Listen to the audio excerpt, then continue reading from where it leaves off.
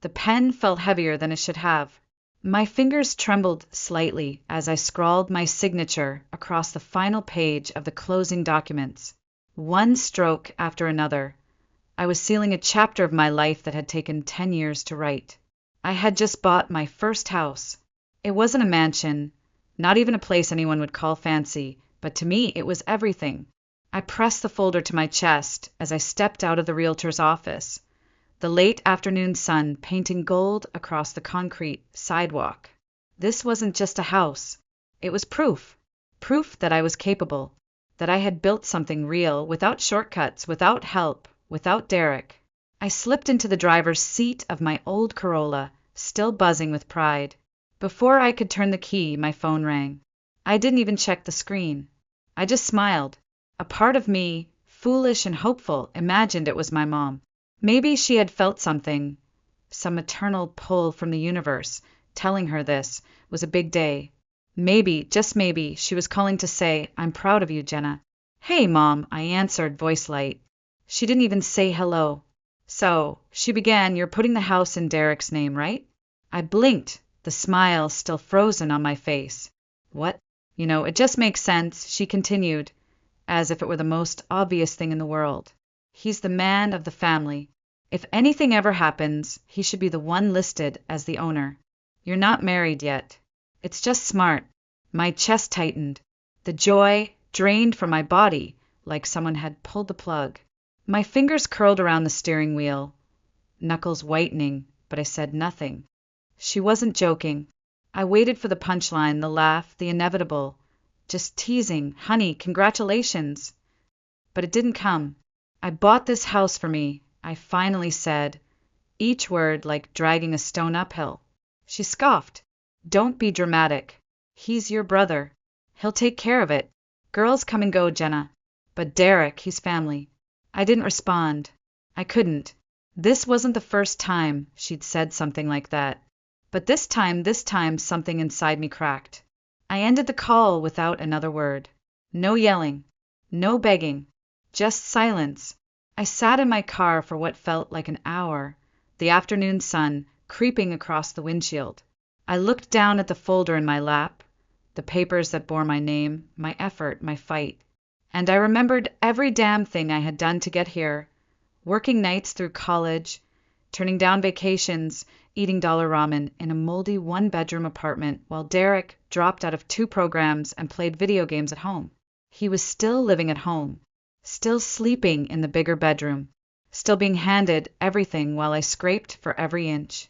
And yet they still thought he deserved more. I glanced up at the rearview mirror. My eyes were red. My lips trembled. But I wasn't broken. Not this time. I took a deep breath, slowly, then whispered to no one but myself, "I'm done." This house would not carry his name. It would carry mine. Because I needed just one thing in this world that they couldn't steal with their twisted version of loyalty. I didn't buy it out of spite, but I would keep it out of survival. And for once in my life, I wouldn't apologize for wanting something that was truly mine. The air inside my apartment was stale, heavy with the scent of cardboard boxes and half-packed dreams. I had started moving out slowly, box by box, never telling anyone. Not my parents, not even Amanda, my best friend since middle school. The place was small, barely 600 square feet.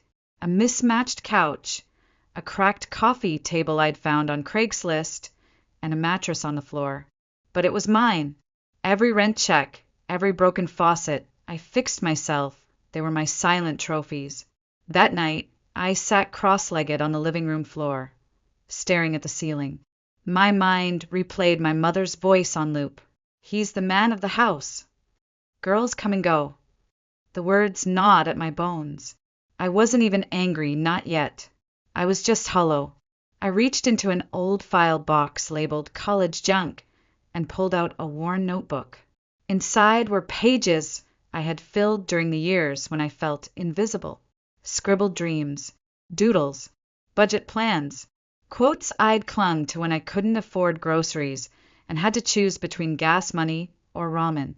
My eyes landed on one sentence I had written during my junior year, on a night I was working late and missed my own birthday, One day, I'll build something no one can take from me.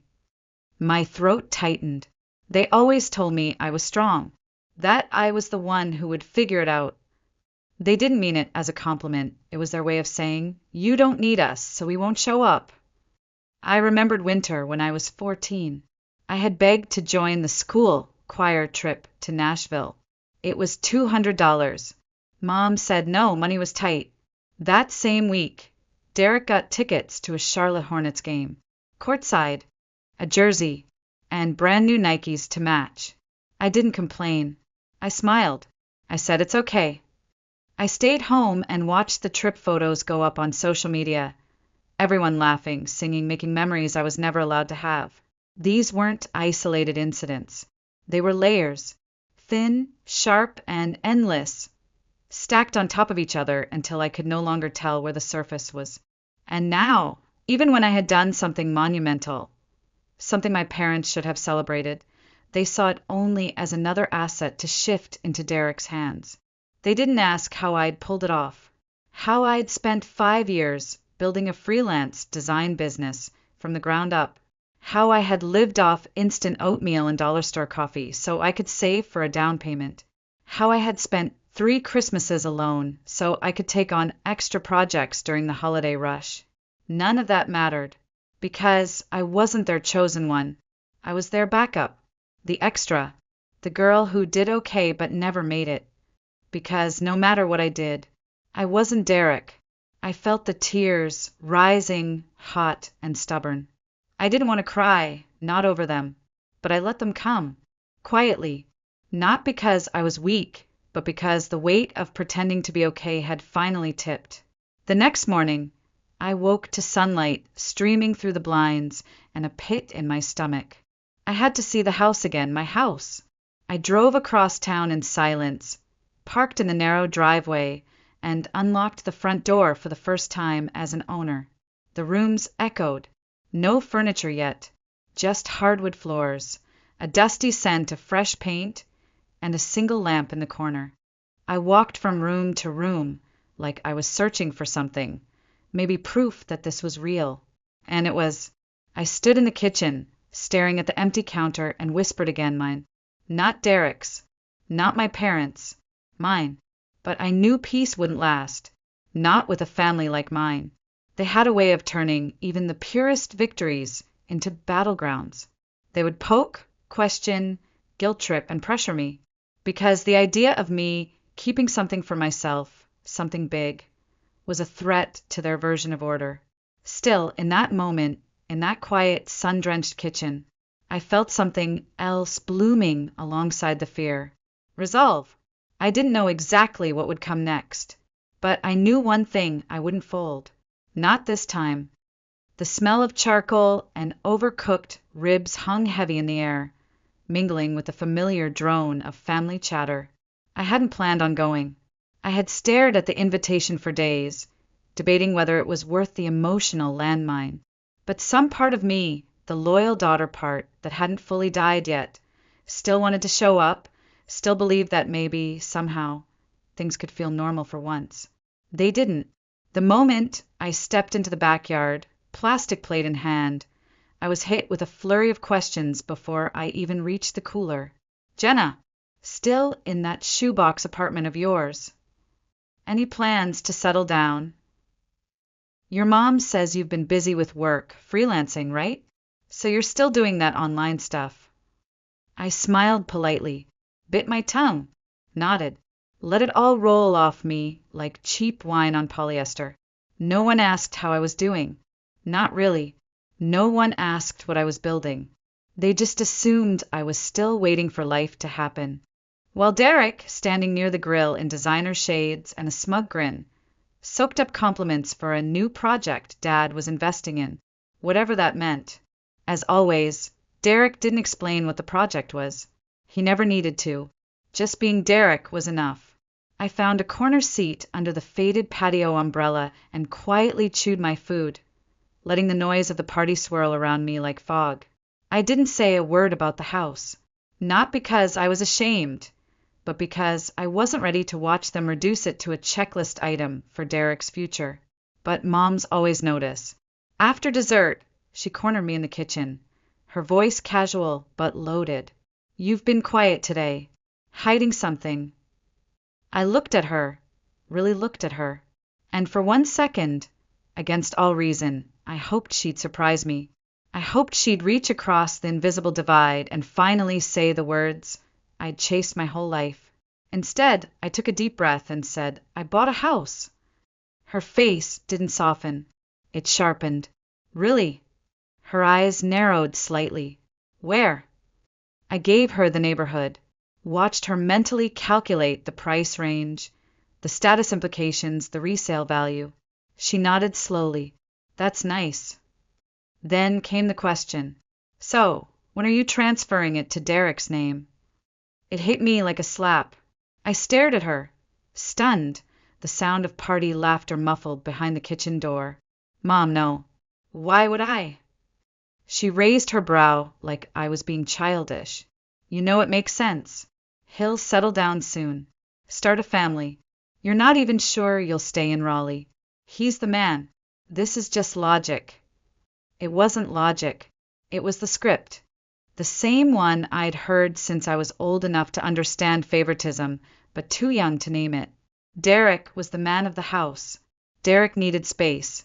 Derek had potential. And me? I was the responsible one, the one who would understand. The invisible cushion they could stand on. I didn't answer her. I walked out of the kitchen, my feet moving on instinct, and headed straight for the front lawn. I didn't say goodbye, didn't wave. I just left. But of course, word travels fast. By Monday morning, Derek called.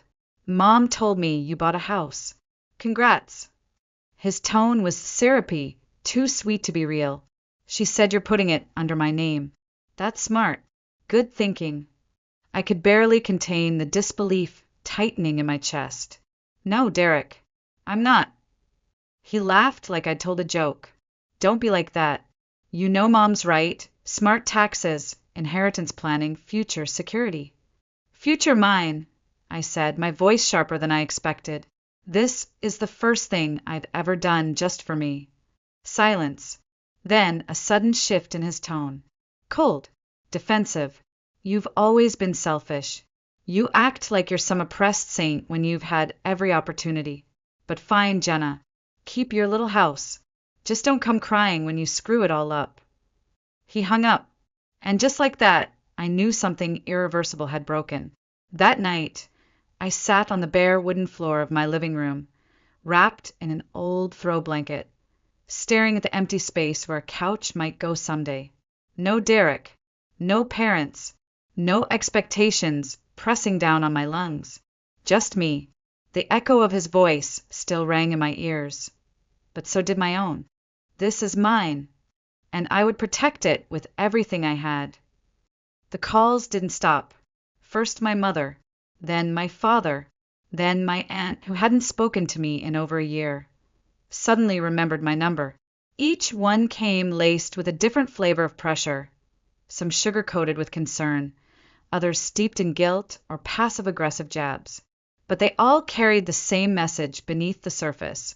Give Derek the house. I stopped answering by day 3. Instead, I shifted focus. If they were going to come after what I built, I had to protect it like war was coming. Because with my family, it always was. That Friday, I took a half day off client work and drove straight to the Wake County Records office. I walked in with every document I owned, purchase contract, deed, insurance paperwork, notarized identification, and requested to officially lock down the title. My name, my terms, no co-owners, no backdoors. I even had Amanda's husband, who happened to be a real estate attorney, review every clause, just in case. Then I did something I hadn't done in years. I bought a fireproof safe, installed it in the back of my new walk-in closet. Every paper that proved this house was mine went in it. No room for misunderstandings. No space for family logic. Afterward, I drove to my storage unit and pulled out a dusty plastic bin marked Jenna College. I hadn't opened it since I was 23. Inside was a collection of who I used to be. rejection letters, unpaid internship mementos, faded notebooks filled with design sketches.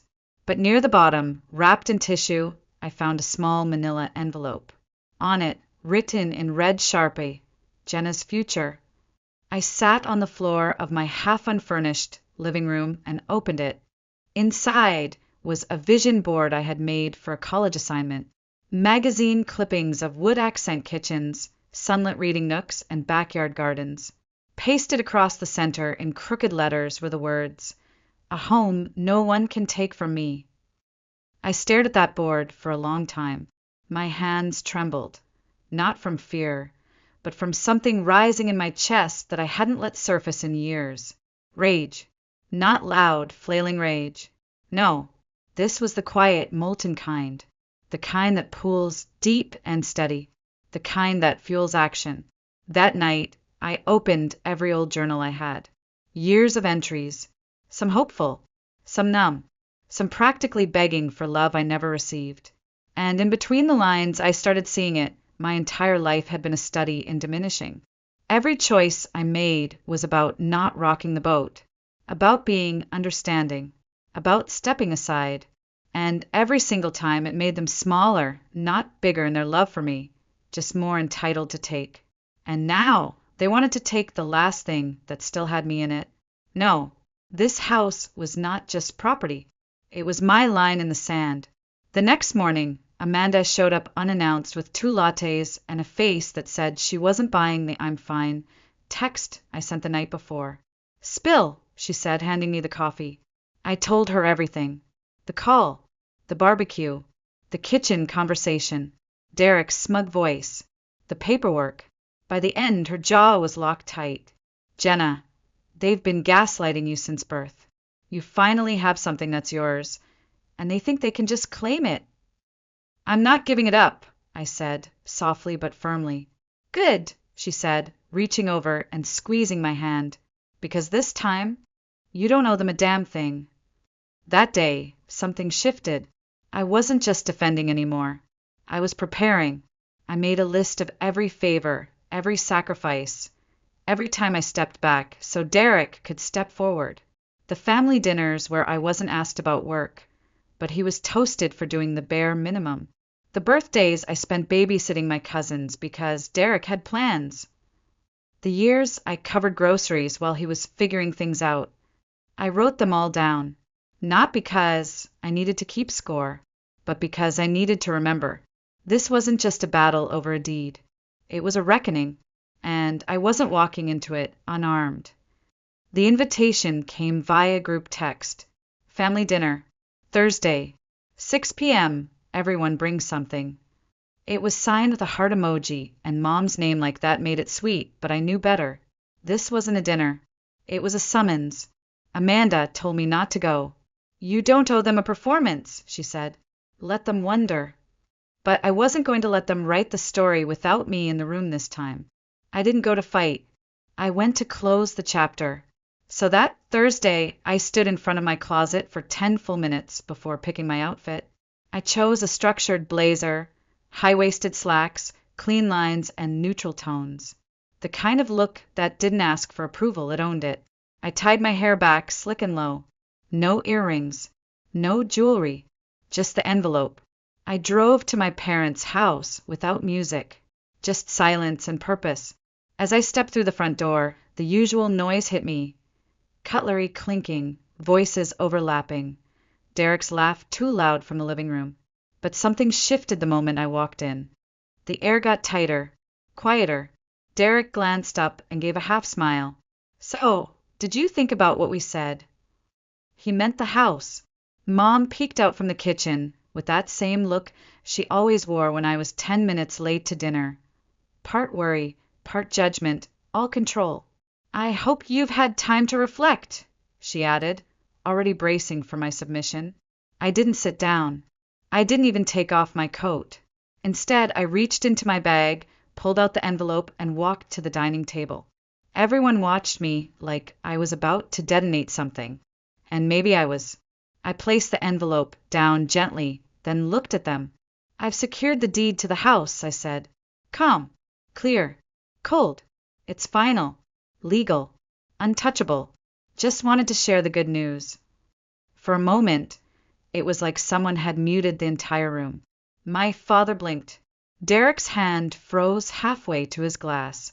Mom's mouth opened, then closed, then opened again, but no words came. There was no yelling, no pleas, no guilt-ridden monologue about family, just the sound of a truth they hadn't prepared for. I didn't wait for applause. I didn't wait for reaction. I turned, walked out the front door, and closed it behind me. The air outside was cool and quiet. The street lamp overhead flickered once. I exhaled slowly, then stepped off the porch without looking back. I wasn't their daughter tonight. I was a woman who had drawn her boundary in ink and dared them to cross it. And they hadn't. Not because they respected me, but because they were too stunned to stop me. When I got home, I didn't cry. I didn't rage.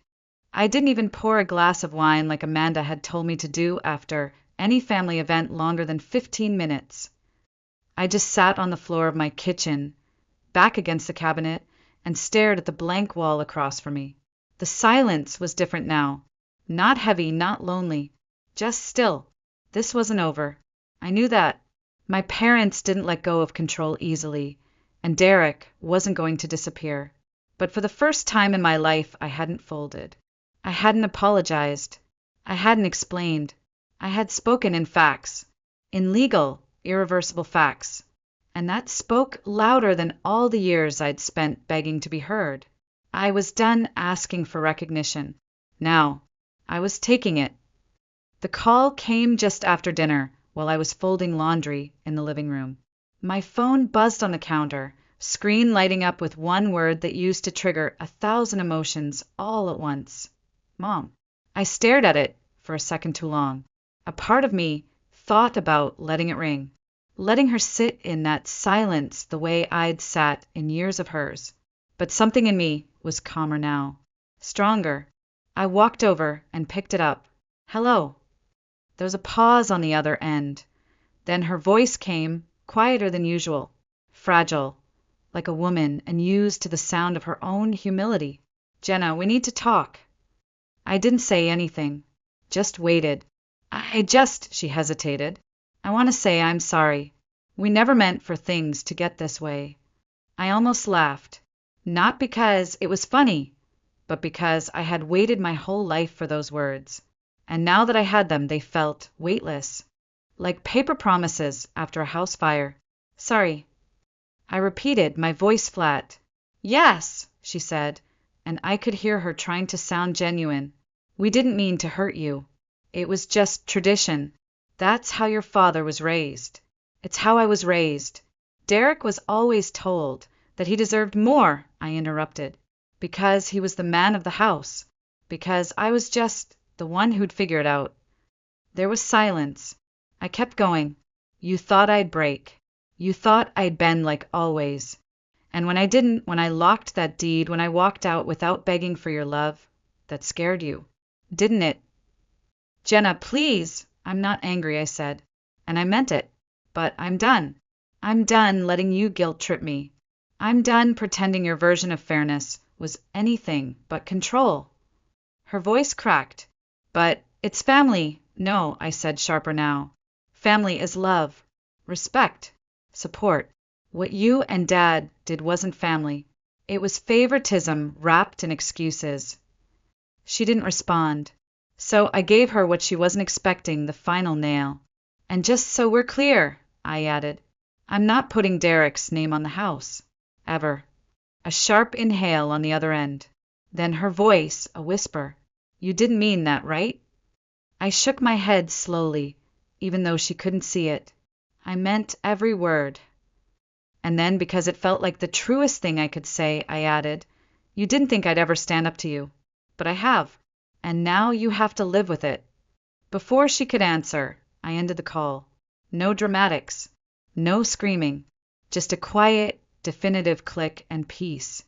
For the first time in years, I didn't cry after a conversation with my mother. I didn't feel guilty. I felt free. 6 months passed like a slow exhale. In that time, I learned to live without waiting for the next apology. without checking my phone for their names, without measuring my success against the volume of their silence. The house had changed, too. Walls that once echoed now held the quiet hum of belonging. The living room smelled faintly of lavender and fresh paint. My bookshelf had grown. My porch had flowers. Every corner of that home was a sentence in the story I had finally reclaimed. Then came the invitation. It arrived in an ivory envelope with my name embossed on the front. An exclusive summit honoring independent entrepreneurs across the state. Someone had nominated me. I didn't know who. Maybe a client. Maybe Amanda. Maybe the universe deciding I'd earned something good. What I did know was I was going. I booked a hotel suite, ironed my best blazer, and drove the 2 hours to Charlotte with a quiet smile playing on my lips. This wasn't just another event. It was a room full of people who saw me, not for who I was born to please, but for what I had built with bare hands and sleepless nights. As I stepped into the grand ballroom of the Westin, the low lighting shimmered off polished marble floors. Laughter bubbled at cocktail tables. The smell of ambition mixed with perfume and champagne. I had just accepted a glass of sparkling water from a server when I saw them. My parents, sitting at a corner table near the back, talking quietly with an older couple I vaguely recognized from childhood events. My mother's eyes swept the room lazily until they landed on me. She froze. In that moment, something passed between us, not anger, not pride, just reckoning. A quiet acknowledgement that the girl they'd once dismissed had become someone neither of them could control or claim. I didn't walk over. I didn't wave. I turned away and stepped into a conversation with a woman who had just launched a chain of sustainable fashion pop-ups. She greeted me by name. Jenna Blake? I've seen your work. It's stunning. Not Derek's sister. Not Carl and Meredith's daughter. Just me. And for the first time in my life, that was more than enough. The night unfolded like a dream. When the awards portion of the event began, I didn't expect much.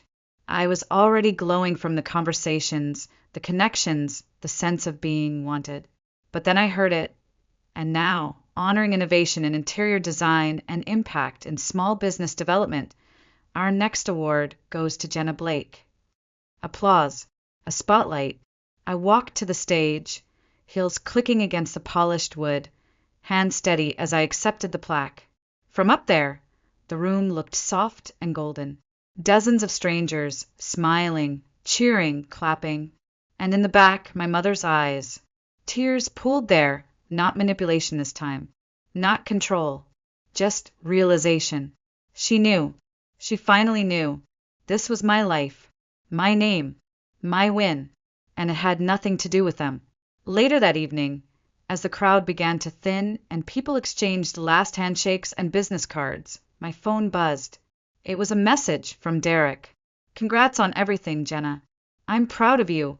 I hope one day we can talk. I stared at it for a long moment.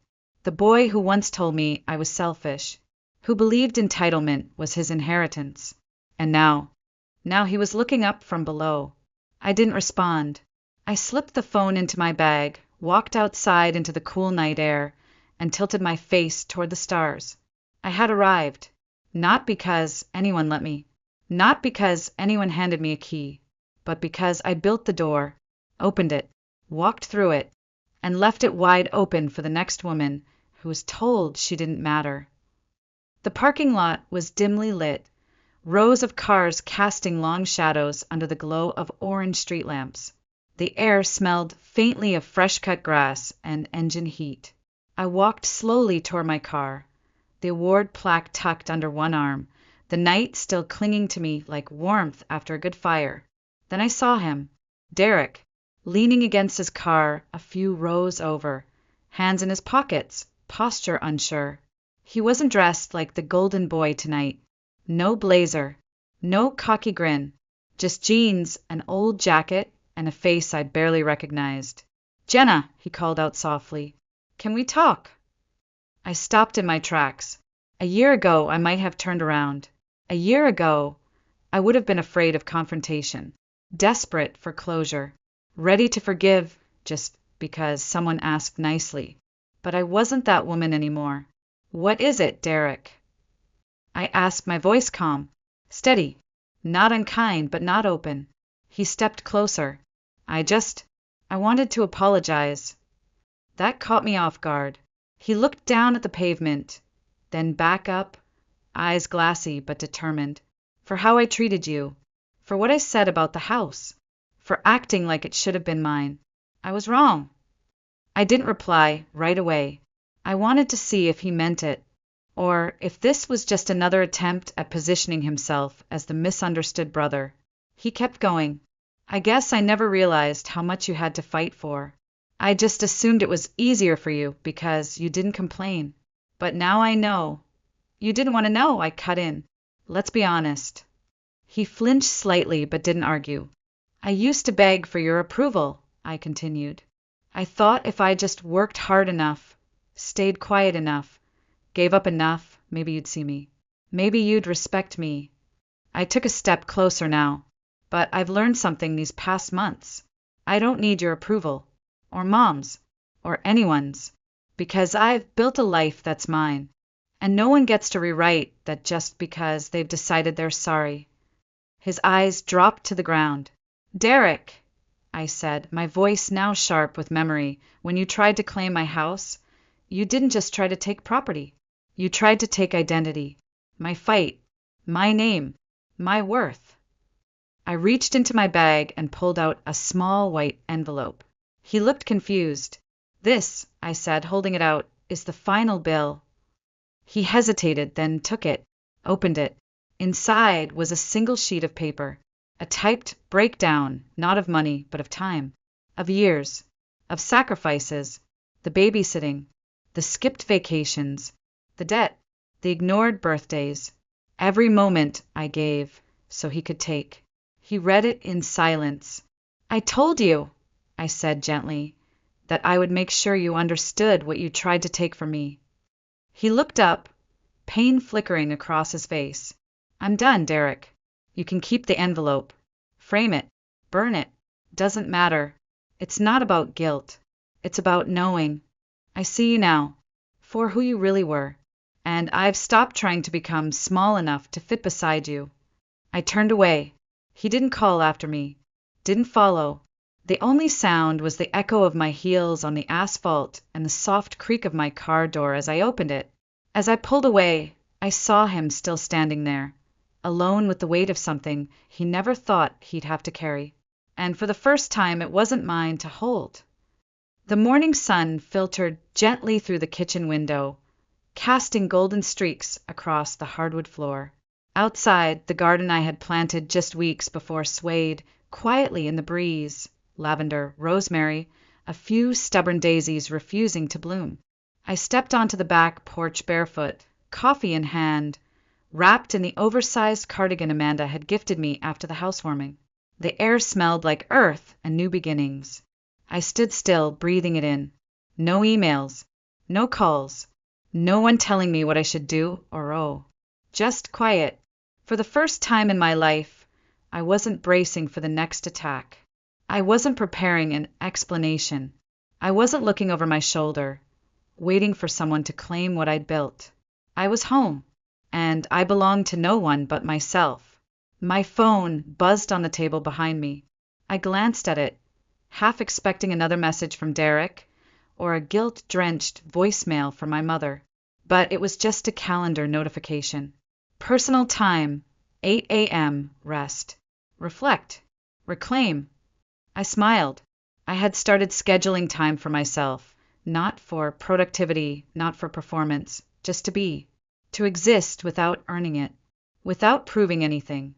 I sat on the porch step, the wood warm against my skin, and let the silence wrap around me.